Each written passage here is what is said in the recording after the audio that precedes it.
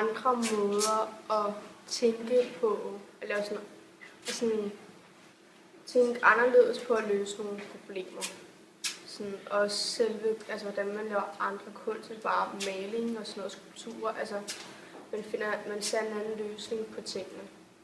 At være kreativ, det er jo sjove ting. Gå ud og ændre ting og gøre det federe og lave om på ting og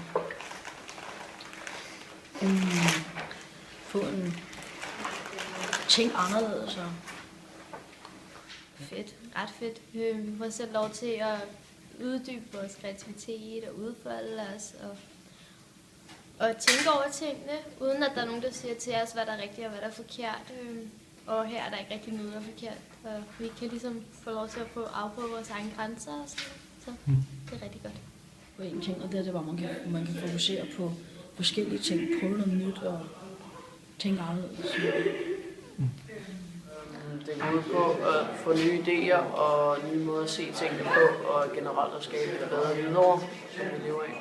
Det går ud på at skabe kreative løsninger, hvor man løser nogle problemer rundt omkring i Hvidovre. Det går ud på at være kreativ og tænke nyt, altså tænke på andre ting, altså på nye måder at tænke på tingene på, og altså ikke være bange for at fejle. Altså jeg har lært at samarbejde med andre om at være kreativ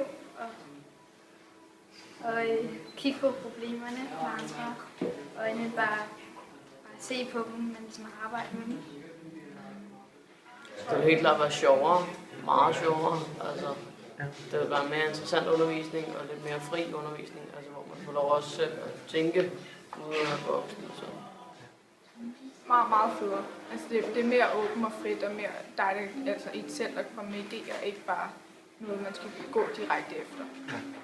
Her der lærer du sådan mere samarbejde på en anden måde, mens i skolen der lærer du sådan matematik eller dansk eller sådan noget.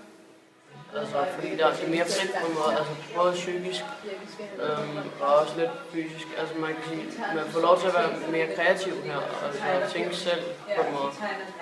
Altså i forhold til, at der er meget fast undervisning i skolen, der er meget sådan inden for nogle rammer, man kan svare forkert, og her der er det svært at svare forkert, altså kan man næsten ikke. Jeg synes, det er fedt. Det er kedeligt ikke at være kreativ. Og så er man bare sådan intet at lave.